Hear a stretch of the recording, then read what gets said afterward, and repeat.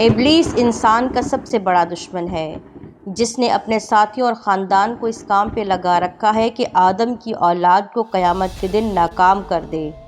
لیکن ابلیس کے خاندان میں ہی پیدا ہونے والا وہ کون سا شیطان تھا جس نے ابلیس سے بغاوت کی اور محمد صلی اللہ علیہ وآلہ وسلم پر ایمان لے آیا؟ جب اس کی ملاقات حضور صلی اللہ علیہ وآلہ وسلم سے ہوئی تو اس نے کیا کہا، اور اب وہ شیطان کہاں ہے؟ اللہ تبارک و تعالیٰ نے انسان کو مٹی اور جنات کو آگ سے پیدا فرمایا ہے۔ انہی جنوں میں سے ایک جن جس کا نام ابلیس تھا، اس نے آدم علیہ السلام کو سجدہ کرنے سے انکار کیا، جس کی پاداش میں اس کو بارگاہ خداوندی سے نکال دیا گیا۔ ابلیس نے تا قیامت بنی آدم کو گمراہ کرنے کی قسم اٹھا لی، اور اسی طرح انسان اور جن کی یہ تاریخی جنگ آج تک جاری ہے۔ دراصل قوم جنات کی تخلیق حضرت آدم علیہ السلام سے کئی ہزار سال پہلے ہی کی جا چکی تھی۔ ابلیس جو کہ قوم جنات کا ایک فرد تھا، اسے بھی اللہ تعالیٰ نے انسانوں جیسا شعور اور نسل بڑھانے کی قوت بخشی تھی۔ بعض شیاطین ایسے تھے کہ جن کو اللہ تعالیٰ نے جوڑوں میں پیدا کیا تھا، اور جس طرح انسانوں میں مرد اور عورت کے ملاپ سے بچے پیدا ہوتے ہیں، اسی طرح شیطانوں کے اندر بھی شیاطینی جن اور شیاطینی جنی کے ملاپ سے شیاطین بچے پیدا ہوتے ہیں۔ لہٰذا ابلیس کے اقربا ساتھی اس کی اولادوں میں بھی وقت کے ساتھ ساتھ اضافہ ہوتا چلا گیا، اور لشکر ابلیس انسانوں کو گمراہ کرنے کے لیے زمین پر پھیل گئے۔ ابلیس کے مختلف بیٹے اور پوتے مختلف کاموں پر مامور ہو گئے۔ کوئی انسانوں میں زنا کاری کو عام کرتا ہے، کچھ شیاطین لوگوں میں فتنہ اور فساد پھیلاتے ہیں، کچھ انسانوں کو آپس میں لڑواتے ہیں۔ اسی طرح شیطان کی اولادیں اور خاندان بے انتہا ہے، جو مختلف برائیوں کو عام کرتے ہیں اور انسانوں کو گناہ میں مبتلا کرتے ہیں۔ لیکن ابلیس کے ان تمام بیٹوں اور پوتوں اور خاندانوں میں ایک شیطان ایسا بھی ہے جس نے اپنے جدمجد ابلیس سے بغاوت کی تھی اور گمراہی کے راستے کو چھوڑ کر راہ حق پر گامزن ہو گیا تھا۔ یہ شیطان ابلیس کا پوتا تھا، اور اس نے نبی کریم صلی اللہ علیہ وآلہ وسلم سے ملاقات کی تھی اور آپ پر ایمان لایا تھا۔ اس متعلق حدیث و تاریخ کی مختلف کتابوں میں ایک مشہور واقعہ بیان ہوا ہے، جو کچھ یوں ہے کہ حضرت انس بن مالک اور حضرت عمر بن خطاب رضی اللہ تعالیٰ عنہ سے روایت ہے کہ ایک روز حضور صلی اللہ علیہ وآلہ وسلم کے ساتھ ہم مکہ کے جنگلات کی طرف نکلے۔ ہم تہامہ پہاڑوں کے ایک پہاڑ پر بیٹھے تھے کہ ایک بوڑھا شخص نمودار ہوا جو اپنی لاٹھی کے سہارے چل رہا تھا۔ اس نے حضور صلی اللہ علیہ وآلہ وسلم کو سلام کہا۔ آپ صلی اللہ علیہ وآلہ وسلم نے سلام کا جواب دیا۔ یہ بوڑھا اپنی چال ڈھال اور اپنی آواز سے جن معلوم ہوتا ہے۔ اس بوڑھے نے کہا، جی ہاں، آپ کا اندازہ بالکل صحیح ہے۔ آپ صلی اللہ علیہ وآلہ وسلم نے اس سے دریافت کیا کہ تو کون ہے اور تیرا تعلق کس جنوں کے گروہ سے ہے؟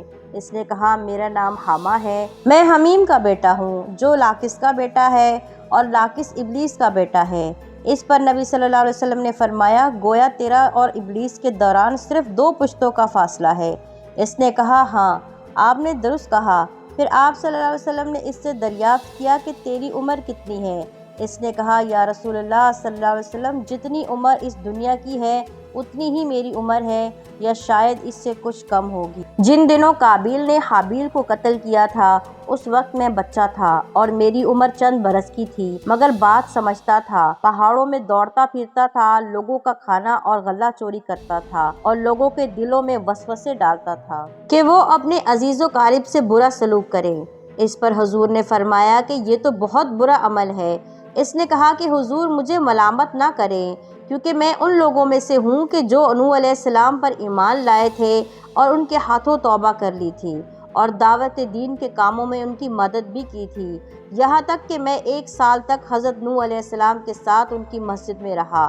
میں نے حضرت ابراہیم علیہ السلام سے بھی ملاقات کی ہے، اور جس وقت ابراہیم علیہ السلام کو آگ میں ڈالا جا رہا تھا اس وقت میں بھی ان کے ساتھ تھا۔ میں حضرت یعقوب علیہ السلام اور حضرت یوسف علیہ السلام کی صحبتوں میں بھی رہ چکا ہوں، اور جب یوسف علیہ السلام کو کنویں میں ڈال رہے تھے اس کے بھائی، اس وقت میں بھی ان کے ساتھ تھا، اور یوسف علیہ السلام سے پہلے ہی اس کنویں میں موجود تھا۔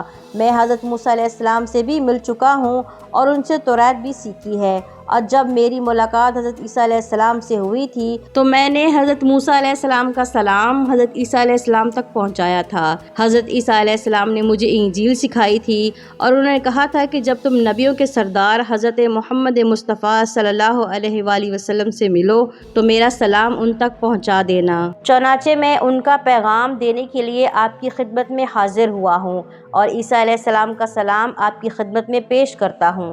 نبی صلی اللہ علیہ وآلہ وسلم نے فرمایا، عیسیٰ علیہ السلام پر سلام ہو، اور اے حامہ، امانت پہنچانے کی وجہ سے تجھ پر بھی سلام ہو۔ پھر حامہ نے کہا، اللہ کی قسم میں بہت شرمندہ ہوں اور میں اللہ تعالیٰ کی پناہ مانگتا ہوں اس بات سے کہ میں کافر رہوں۔ پھر اس نے کہا کہ میں آپ پر ایمان لاتا ہوں۔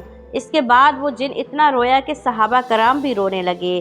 پھر اس نے کہا کہ آپ مجھے قرآن سکھا دیجئے۔ چنانچہ نبی صلی اللہ علیہ وسلم نے اس کو قرآن کی تعلیم دی اور اس کو سورۃ الواقعہ، سورۃ المرسلات، سورۃ الشمس سکھائی اور فرمایا کہ اے حامہ، کہ جب بھی تمہیں کوئی حاجت ہو تو تم میرے پاس آ جانا اور ہم سے ملاقات کرتے رہنا۔ صحابہ کرام نے فرمایا کہ اس کے بعد حامہ وہاں سے چلا گیا۔ اس واقعے کے بعد پھر کبھی حضور صلی اللہ علیہ وسلم نے اس کا ذکر نہیں کیا اور کچھ عرصے بعد آپ صلی اللہ علیہ وآلہ وسلم کی وفات ہو گئی۔ اللہ بہتر جانتے ہیں کہ اب حامہ زندہ بھی ہے یا مر گیا۔ ایک روایت میں ہے کہ اماں عائشہ رضی اللہ تعالیٰ عنہ سے روایت ہے کہ وہ فرماتی ہیں کہ نبی صلی اللہ علیہ وسلم نے فرمایا کہ حامہ جنت میں ہے۔ بلا شبہ اللہ جسے چاہتا ہے ہدایت دیتا ہے اور ہدایت کا نور اس کے دل میں ڈال دیتا ہے